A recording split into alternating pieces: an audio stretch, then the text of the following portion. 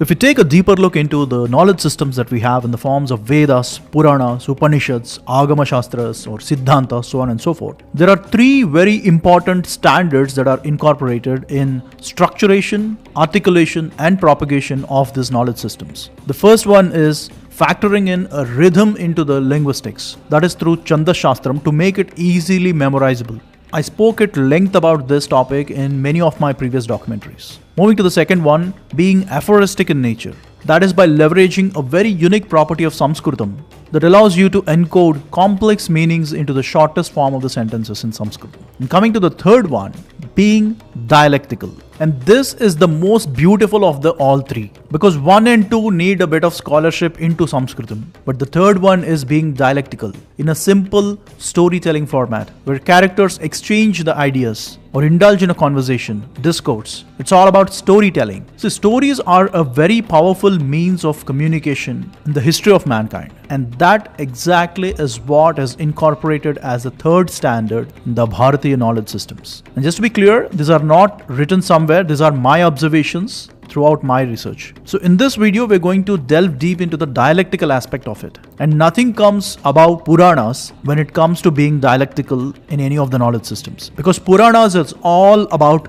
conversations, stories. Yes, there are a lot of mythical stories as well, to say it upfront. But let us try to understand what is in the 18 Puranas as part of this short video, a brief history of the 18 Puranas. Let's get started. Starting with the basics and semantics. It is called as Puranam, not Puran or Purana. Those are the variations in Hindi or any other language. But the real name in Sanskritam is Puranam. Next, what is a Puranam? Sargosyatha visargascha vrittiraksham cha vamso vamsanucharitam samstha heturapasrayaha dasabhir lakshanair yuktam puranam tadvido viduhu kechit panchavidham brahman mahadalpa vyavasthaya. These are the words of Suta Maharshi from Srimad Bhagavatam explaining what are the qualities that a scripture need to have to be called as a Purana. And there are 10 such characteristics, starting with the first one. Sarga, history of the creation of cosmos. Number 2, Visarga, history of the creation of life. Number 3, Vritti, history of the evolution of life. Number 4, Raksha, history of the sustenance of life. Number 5, Antarani, history of the time scales. Number 6, Vamsa, history of the lineages. Number 7, Vamsanucharita, history of the dynasties of the kings. Number 8, Samstha, history of the catastrophes. Number 9, Hetu, history of the prime causation. Number 10, Apasrayaha, history of the supreme being. If a scripture has these 10 qualities, which is all about recording the history over these 10 aspects over millions of years in terms of Mahayugas and Kalpa cycles, such a scripture is called as a Purana. I will take the bull by its horns. First question is, are we conflating history with mythology? History is an account of what happened in the past, where it can be proved beyond doubt, saying that it happened. Whereas mythology, there is a scope for illusion or some sort of things that we don't really comprehend about the past. That is mythology. Are we conflating history and mythology? That you and me don't have to debate. The name itself is given categorically in two different ways. Itihasa is given as a name for Sri Ramayana and Mahabharatam, where they are deemed and revered as exact historical accounts. Whereas Puranas are never called as Itihasas. They are called Puranas for a reason, which is meant to be a historical account, but at the same time there are many elements which are metaphysical or spiritual or scientific. So a long story short, Puranas are a compendium of various ideas and different aspects beyond just the history. But the prime purpose is to document the history. That's the max I can say. I don't want to give a sweeping statement about Puranas or historical accounts or mythological accounts. It's up to you how you would like to take. The reason I called this a documentary is I want to put forward facts in which they are, and it's up to you the way you want to take them. Another basic question is, how many Puranas are there? There are 18 of them. Pretty much all of us know it, but where is this coming in from? These slokas are the OG of all the Puranas, the 18 of them, all written by Sri Vedavyasa Maharshi. Brahmam Padmam Vaishnavam cha Saivam Lingam Sagarudam Naradiyam Bhagavatam Agneyam Skanda Sangitam Bhavishyam Brahma Vaivartam Markandeyam Savamanam Varaham Mastyam Kurmam cha Brahmandakyam iti Trisat. Read the last word of this slokam. It says Trishat. Trishat means 3 times 6. That is 18 are the Puranas. And they are Brahma Puranam, Padma Puranam, Vaishnava Puranam, Saiva Puranam, Linga Puranam, Garuda, Narada, Bhagavata, Agni, Skanda, Bhavishya, Brahma Vaivarta, Markandeya, Vamana, Varaha, Mastya, Kurma Puranam and Brahmanda Puranam. These are the 18 Puranas. And let's try and see in the next couple of minutes what is there in each of these Puranas. Before we get started, I want to say something. Each of these Puranas have thousands of slokas and some hundreds of chapters. It has couple of books, it's not just one book. Every Purana has at least 6 to 7 books, in some cases 10, 15 as well. So it's a collection of lot of books, thousands of slokas and hundreds of chapters. And what I'm going to present as a synopsis of each Purana is just my observation, which I handpicked to be sensibly and reasonably representing the essence of the entire Purana. It is not complete, for obvious reasons, it's an ocean, but I tried my best just to present a very high level synopsis of each of these Puranas for all the 18. Starting with the first one, Brahma Purana. Brahma Puranam details about the sequence of Manvantaras and the events that have happened in those Manvantaras. A Manvantara is a very large scale unit of time measurement in Bharat which spans across millions of years. And there are 14 such Manvantaras which are cyclical in nature, and Brahma Puranam details about the sequence of these Manvantaras and the events happened in those Manvantaras. Brahma Puranam speaks at length about Surya Vamsam, the emperors and the kings and the kingdoms that emanated out of the Surya Vamsam. Brahma Puranam details about the geography of the ancient world, its territorial composition and continents. It talks at length about Jambudvipam, which is roughly equivalent to the southern half of the Asia and Europe together, largely inheriting from the Vedic philosophies. Brahma Puranam establishes the principles and practice of yoga. Brahma Puranam also deliberates about the philosophy of Sankhya Yoga that was established by Kapila Maharshi, which tries to understand the fabric of this universe and cosmos in a very rational way, and most importantly, in an atheistic manner. To emphasize a bit more on Sankhya Yogam, if one tries to read and understand Sankhya Yogam, you'll get a picture of how open-minded is the culture of Bharat.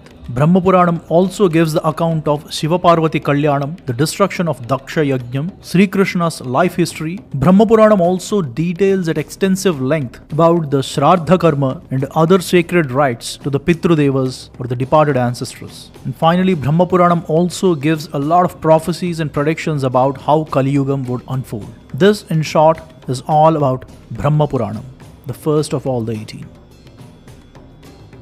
Number 2, Padma Puranam. Padma Puranam explains about the birth of Lakshmi Devi and many other Akhyanas about Lakshmi Devi. Padma Puranam again details about the destruction of Daksha Yajnam, lineages of Devas and Danavas, and very interestingly, Padma Puranam explains at length about Sri Ramayanam. It can be divided into 2 parts. One is the missing chapters of Sri Ramayanam. The 6 Kandas of Sri Ramayanam, what we have, from Balakanda till Yuddha Kanda, it is pretty much in a very linear timeline. The events are explained in a very linear format as the time progresses. But not everything is documented in these 6 Kandas. Certain chapters or certain events that happened during this linear timeline of Balakanda to Yuddha Kanda are documented in Padma Puranam, which you will not find in Sri Ramayanam. For example, Sri Rama meeting Markandeya Maharshi. Such kind of events are not elaborated in Sri Ramayanam of Valmiki, but are elaborated in the Padma Puranam written by Vyasa Maharshi. And then the most interesting part about Sri Ramayanam is the Uttara Ramayanam. So Padma Puranam also elaborates at length about the events of Uttara Ramayanam as well. This I presented at great detail in my documentary on Uttara Ramayanam. Uttara Ramayanam is very much an integral part of the entire Ramayanam, and Padma Puranam reinforces just that. So Uttara Ramayanam is explained at great detail in Padma Puranam. Padma Puranam also elaborates about various pilgrimage sites across Bharat, mountains, rivers and oceans on the earth, the wars of Devas and Asuras, afterlife journey of the Atma or the departed soul. Significance of each Ekadashi is elaborated at length in Padma Puranam. So this, in short, is all about what is in Padma Puranam. Number 3, Vishnu Puranam. Vishnu Puranam details about time division and measurement, from as small as micro nanosecond level measurement up until millions of years wrapped up in the time units of Kalpas and Mahayugas. Vishnu Puranam mathematically defines the smallest unit of the time up until the largest one for time division and time measurement. Vishnu Puranam also talks at length about the lineages of kings of Bharata Varsha. It also details about the future or the forthcoming Manus and Manvantaras. It explains the structuration of all the four Vedas and the composition and contents of the Vedas, why they are divided in the way they are today. Rig, Yajur, Sama and Atharvana Vedas. It explains about the structure, contents and the composition. Vishnu Puranam also elaborates about the 28 Vyasa Maharshis that we have till now, who in each Dwapara Yuga constituted the Vedas and many other knowledge systems and passed down towards their Sishya Parampara. Vishnu Puranam also elaborates about the sacred rituals that a Grihastha should observe. It continues to illustrate about various dynasties like Puru, Kuru, Turvasu and many more. It also talks about the legend of Prahlada, the legend of Dhruva, 12 Adityas and significance of each Aditya for each of the month of the year. Vishnu Puranam also talks about how Buddha came down as an avatar of Vishnu with the positive intention of opposing Vedas. And Vishnu Puranam also says that Buddha Avatara happened not just once but couple of times in a cyclical manner. It also talks in great detail about the life history of Sri Krishna, various sacred rituals in the worship of Sri Mahavishnu. It also talks about the history of Badrinath and many other important places across Bharat.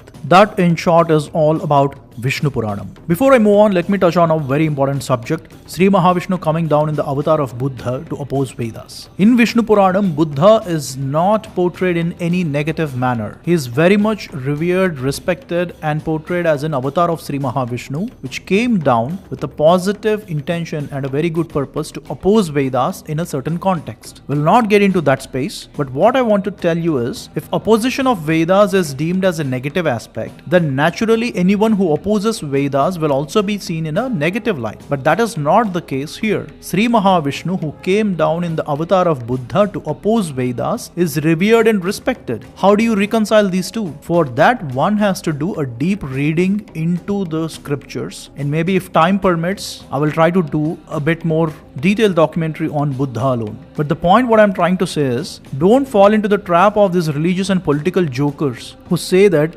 Buddhism is opposed by Hinduism and it is the Brahmanical hegemony which did so and all this nonsense. These jokers would have never read the scriptures and their views are loaded with bias and motivation, period. If you want to know the truth, read for yourself the similarities or the history of Buddhism and Sanatana Dharma. They are so very intertwined and complement each other. Number 4. Shiva Puranam. Shiva Puranam illustrates the origins of Shiva in the form of Agni Stambham, the conflict between Sri Mahavishnu and Brahma. It talks about the sacred rituals of Shiva Lingam. It talks about the Shiva Tattvam, the philosophy of Shiva. It again elaborates about the description of Jambu Dvipam and many other geographical locations in Bharat and around Bharat. It talks about Shiva and Sati Devi Kalyanam, destruction of Daksha Yajnam, Shiva and Parvati Kalyanam, the human anatomy and embryology, what is the anatomy of a human body and how the embryo gets developed month on month in the womb of a mother. A very detailed biological and embryological account of the development of human fetus is illustrated in Shiva Mahapuranam. Shiva Puranam also elaborates on the birth of Kartikeya, the birth of Ganesha, the origins of Kala Bhairava, the origins of 12 Jyotirlingas and the birth of Nandishwara. This in short is all about the contents of Shiva Puranam. Number 5. Bhagavata Puranam. It is also called as Srimad Bhagavatam. Bhagavata Puranam starts where Mahabharatam ends. It elaborates about the end of Mahabharatam and its aftermath. It talks about the history of Parikshit Maharaja, start of Kali Yugam and how it would unfold. Bhagavata Puranam also elaborates the account of the conversation between Uddhava and Vidura before their final departure. Bhagavata Puranam also gives us the account of the legend of Varahavataram, the legend of Kardama Prajapati and his progeny, the mythical geography of the world, Jambudvipam and the 7 continents, the legend of Narasimha Swami, the legend of Kshirasagara Madhanam, complete story of Sri Ramayana. Yes, you heard that right. The complete Sri Ramayana is elaborated in Bhagavata Puranam as well. The legend of Parasurama and the complete life history of Sri Krishna. These are the contents of Bhagavata Puranam. Up next, and number 6, Narada Puranam. Narada Puranam elaborates about the structure and duties of Varna Ashrama Dharma. This is very important. Instead of reading half-educated literatures from politicians or religious people or whatnot, if you want to understand how the Varnashrama Dharma was structured, I would suggest you to turn to authentic scriptures like Narada Puranam. Having said that, to be very clear, Varnashrama Dharma is a socio-economic governance structure in the ancient Bharat. It may or may not apply in today's world. If you want to learn Vedas, no one's stopping you. Don't take these half-educated statements of Brahmanical hegemony or anything of that sort. It all depends on what interest you have to learn the truth. So I suggest and I repeat, instead of reading the half-educated literatures from politicians and other religiously motivated people, if you want to understand how Varnashrama Dharma was actually structured, I would suggest you to turn to these ancient authentic scriptures, not with an intention to observe that today, but just to understand how it was structured back then. Next, Narada Puranam also elaborates about the legend of Markandeya Maharshi. It elaborates the significance of river Ganga, the legend of Vamanavataram, the legend of Yamadharma Raja, and also elaborates about the sacred rituals of Shraddha Karma towards the Pitru Devas or the departed ancestors. Up next, and number 7, Markandeya Puranam. Markandeya Puranam is the most detailed of all the 18 on Varnashrama Dharma, even more than Narada Puranam. It has thousands of slokas elaborating on Varnashrama Dharma. So like I just said, this is also a very important ancient scripture should you be interested to understand the Varnashrama Dharma. It also elaborates about the forms of marriage and the rituals, the human relationships, how to cultivate and nurture human relationships, what types of vegetarian food and what types of non-vegetarian food is permitted for different ashramas is elaborated in Markandeya Puranam. Yes, you heard that right. Markandeya Puranam elaborates about what types of non-vegetarian food is permitted for what kinds of people. When I'm saying kinds of people, I'm referring to the Varnashrama structure. Sanatana Dharma is not a monolithic rock. It is a flower that has 1000 petals, with each petal of different color. And the reason I say that is because of the misconception that we have about non-vegetarian food. It is permitted for certain kind of people under certain context. Moving next, worship of Adi Shakti is also elaborated in Markandeya Puranam. The legends of Dattatreya, the legend of Agni Deva, the legends of Vishnu and Brahma, the philosophy of yoga, the higher spiritual practices in yoga, dangers of mishandling yoga. This is very important. Pranayamena yuktena sarvaroga kshayo bhavet, ayuktabhyasa yogena sarvarogasya sambhavaha. This is what Hatha Yoga Pradipika says about yoga. For instance, if you take pranayama, if you perform it under the good guidance of a well-learned teacher, then it can cure a lot of diseases. But if you practice yoga or pranayama without having proper knowledge, it can bring in new diseases. This is what the sloka that I just said establishes. So Markandeya Puranam also elaborates about the dangers of mishandling yoga. Today it has become a fashion that everybody is a yoga teacher. They are just mushrooming everywhere. Markandeya Puranam elaborates about the dangers of practicing yoga under misguidance. And finally, Markandeya Puranam also illustrates the life of a typical yogi. That in short is all about Markandeya Puranam. Up next, number 8 is Agni Puranam. It elaborates the legend of Matsya-avataram, Varaha-avataram, Kurma-avataram. It also elaborates about the history of Sri Rama, the history of Sri Krishna, Mahabharatam in brief, the sacred rituals in the worship of Sri Mahavishnu, the temple architecture and engineering, how to construct temples, what kind of architecture needs to be employed for what kinds of temples is elaborated in Agni Puranam. Consecration of the Murti, Prana Pratishta in the temples, Ayurvedic plants and their medicinal benefits is also elaborated at great detail in Agni Puranam. And then planetary significances and astronomy, statecraft and public administration, what kinds of policies the king should incorporate to protect his subjects in the kingdom. It talks a lot about public administration. Agni Puranam also elaborates about archery, weapons, martial arts, strategies of warfare, lineages of many ancient kings and dynasties. It talks about Chanda Shastram and Natya Shastram as well. And finally, it also talks about the Varnashrama Dharma structure. That in short are the contents of Agni Puranam. Up next, number 9 is Bhavishya Puranam. Bhavishya Puranam, as the name suggests, it's all about the prophecies of the future, mostly. However, in summary, Bhavishya Puranam talks about the sacred rites for the dead and the departed. It talks about the worship of Aditya or Surya. Vyasa Maharshi, through Bhavishya Puranam, prophesies that in Kali Yugam there will be emergence of Mleccha and Pashanda cults, which will create havoc around the world, and how they will unleash death and destruction and inflict suffering on the people. And in Bhavishya Puranam, it is also elaborated about the various kings and dynasties that would be coming in future. That in short is about Bhavishya Puranam. Up next, in number 10 is Brahma Vaivarta Puranam. This Puranam extensively focuses on Sri Krishna and Radha Devi. It elaborates at extensive length about the legend of Radha and Krishna, the esoteric philosophy of Radha Krishna, significance of cows, origin of the creation, origin of the Manus and his progeny, various Prajapatis and their progeny, the worship of Saraswati, Lakshmi and many other gods and goddesses, the punishments of Atma post-death, the discourse of Yamadharma Raja, complete history of Sri Krishna and how Dwaraka got submerged in the ocean. These are the important aspects that Brahma Vaivarta Puranam elaborates.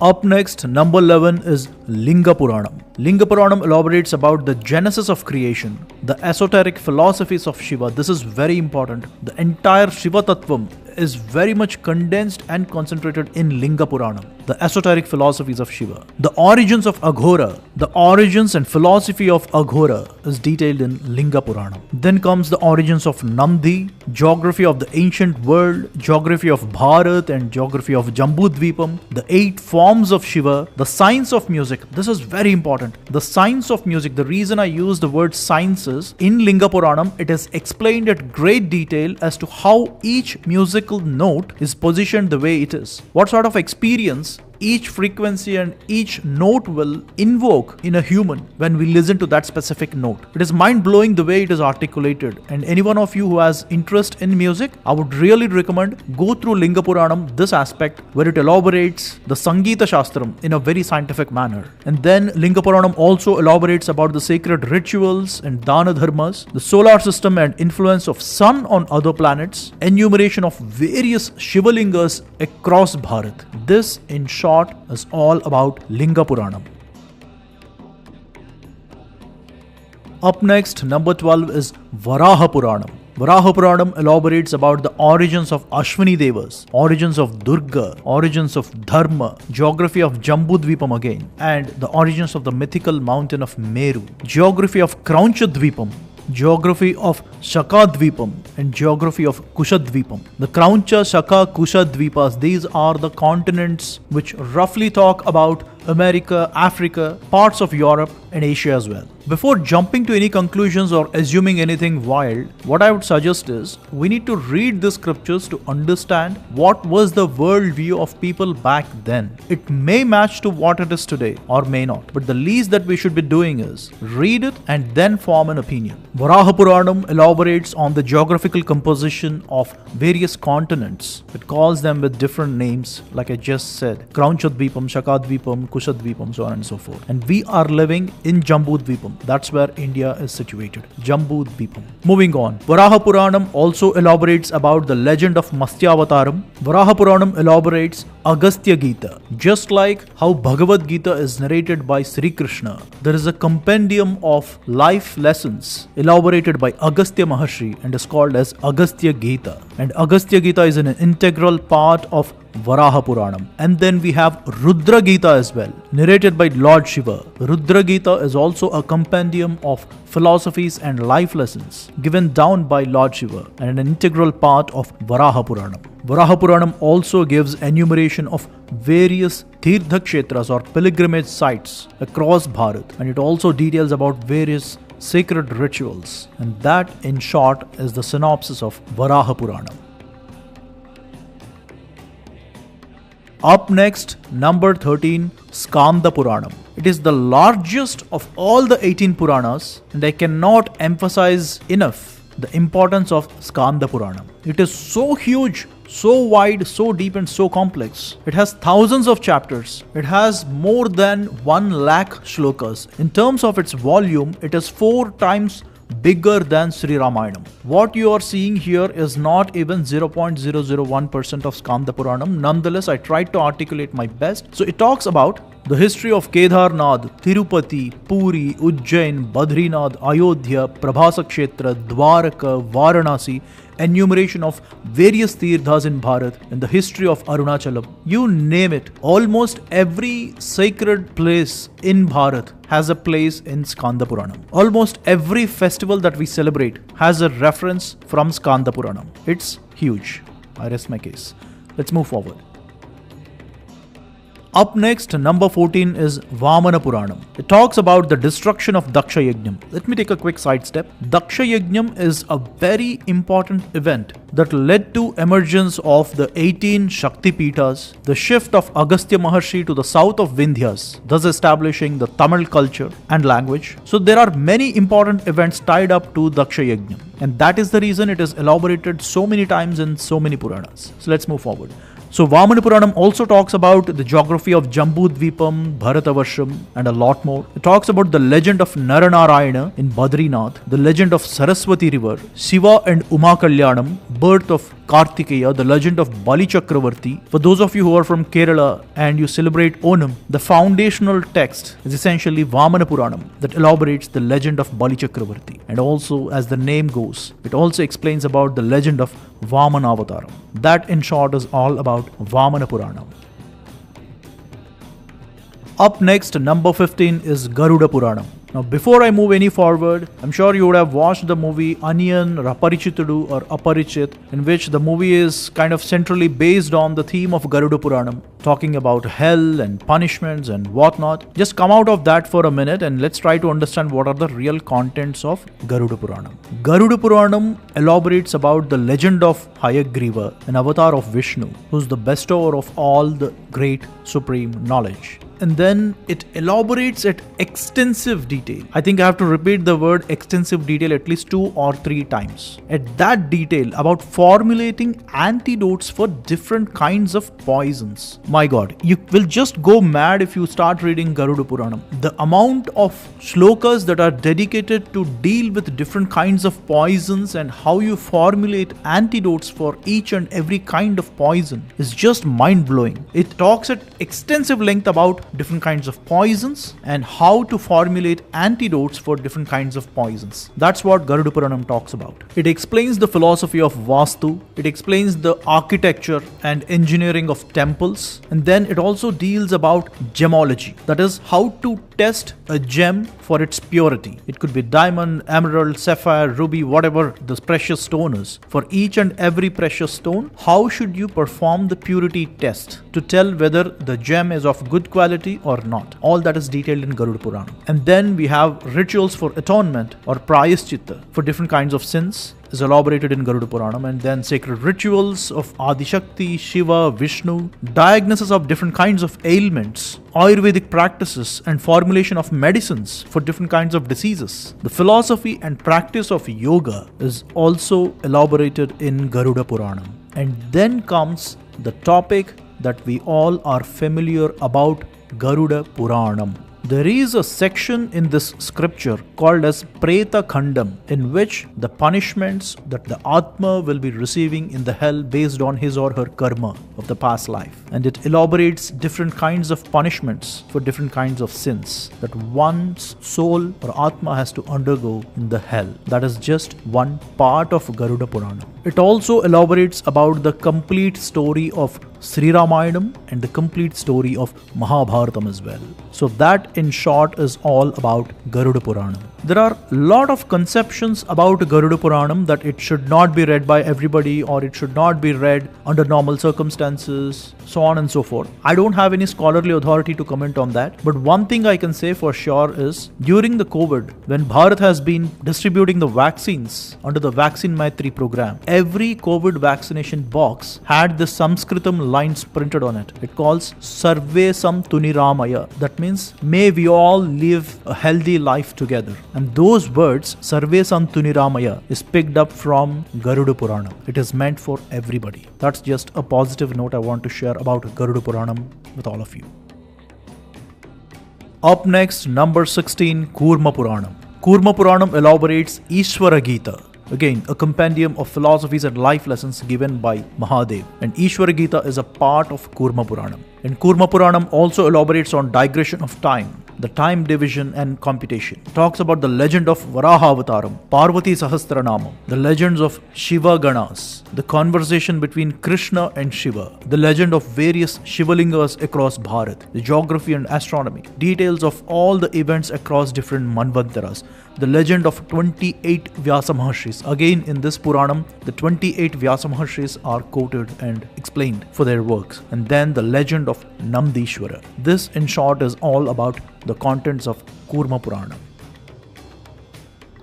Up next, number 17, Matsya Puranam. There is a very special trait for Matsya Puranam. It talks about the lineages of Surya, Chandra, Yadava, Kosala, Maurya, Sunga and many other dynasties in a very linear format as to who inherited from whom. That bloodline is not broken. It is continuously narrated like who came from whom in this entire chain of dynasties. That's a very special quality of Matsya Puranam which is rarely found in any other Puranas. And then again, it details about the sacred rituals for the worship of Vishnu, Shiva, Adi Shakti, etc.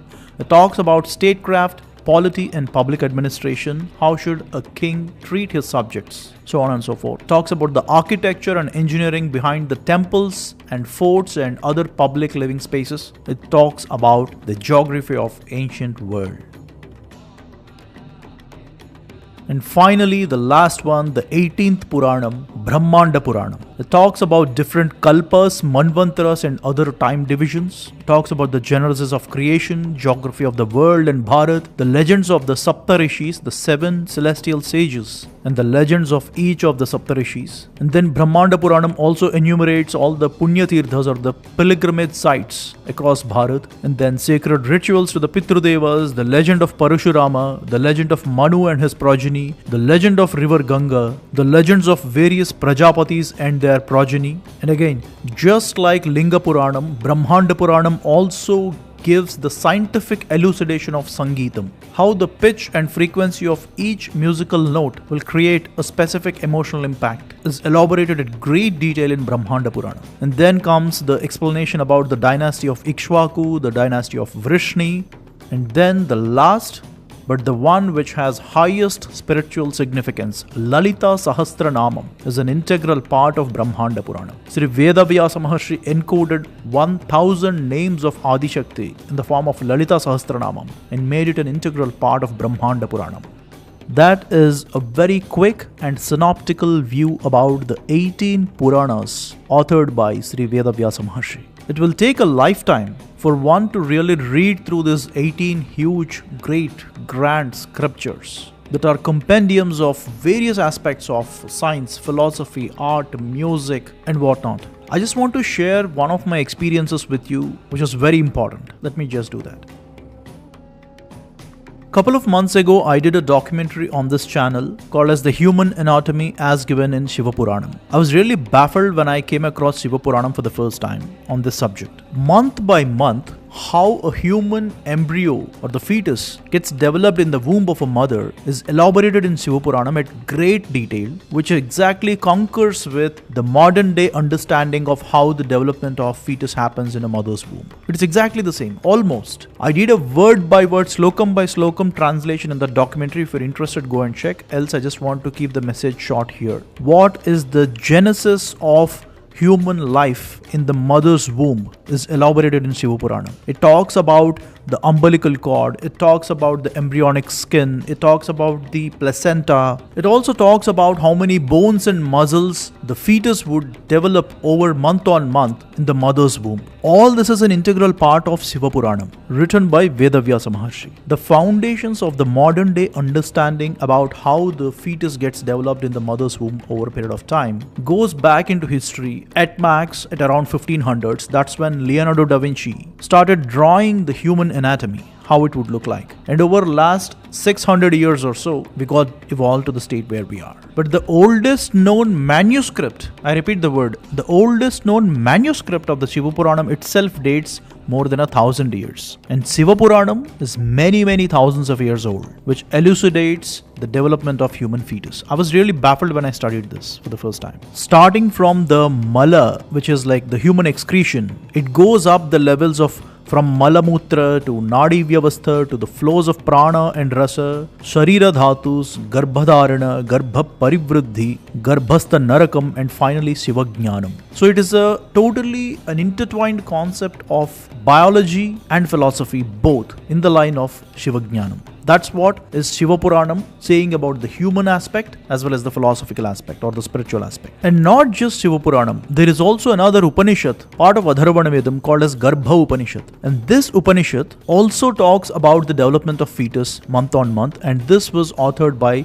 Maharshi Pippalada. And Garbha Upanishad is part of Vedas that is much higher than the Puranic references. Back in 1920, that's approximately more than 100 years ago, Paul Deussen, a German scholar, did research on the Upanishads that we have in Bharat, and he explicitly wrote at length about Garbha Upanishad, where it talks about the development of fetus in the mother's womb and in more scientific terms about the embryology. Now, to summarize, what I want to tell is we have the knowledge systems that are really beyond comprehension of human intelligence. You don't have to over romanticize every ancient scripture and forcefully find scientific elements in each and every scripture. Neither you should ignore saying that all this is trash or mythology. Both are extreme stances. I want to urge all my viewers to take a balanced approach and really discover the treasure of knowledge what we have in Bharat and what we have been inheriting from the great rishis and sages over the past